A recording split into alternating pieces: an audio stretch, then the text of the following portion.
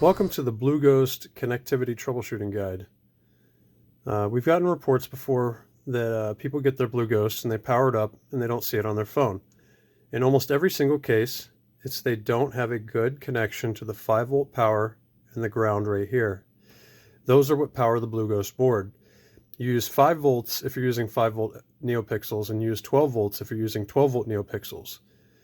The other input here you see that says 12 volts on it, that is for the power switches on the BlueGhost Plus, which only control 12-volt accessories.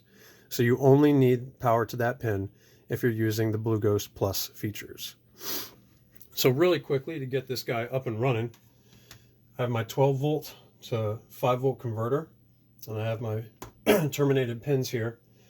To make them easy, if you have trouble, I added a little dab of solder, and I took my wire cutters and I just made them very, very slightly pointy, and they insert very nicely into these pins. Make sure you loosen your screw terminals here first, otherwise they may not fit. Tighten it down until it's nice and snug. Don't over tighten, you might destroy the screw terminal. You can use either one of the grounds here. Once it passes a tug test, you're good to go.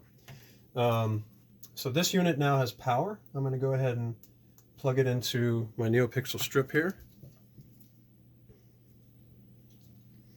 I'm going to open my BlueGhost app. There's my module.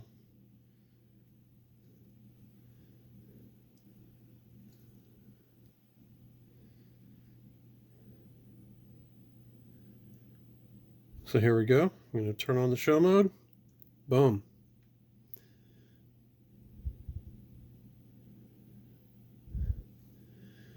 So that's all it requires to get working. If you don't see the device show up on your phone, obviously make sure Bluetooth is enabled and make sure that you have power. If you think you have power and it's not showing up here, double check your power, triple check your power, guarantee you it's your power. If you see it but it doesn't connect, then try enabling GPS. Some phones, newer phones particularly, require GPS enabled to connect to Bluetooth. So now that this has power, you know that it also has the other functions. So I have a little 12-volt pin here. I'm going to just actuate some of the inputs. So that's the brake input, parking lights,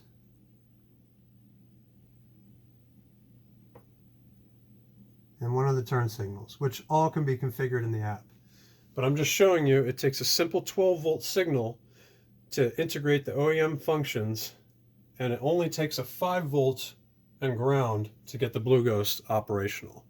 So as long as you've covered your bases with the power, ground, and with your device, you should be good to go.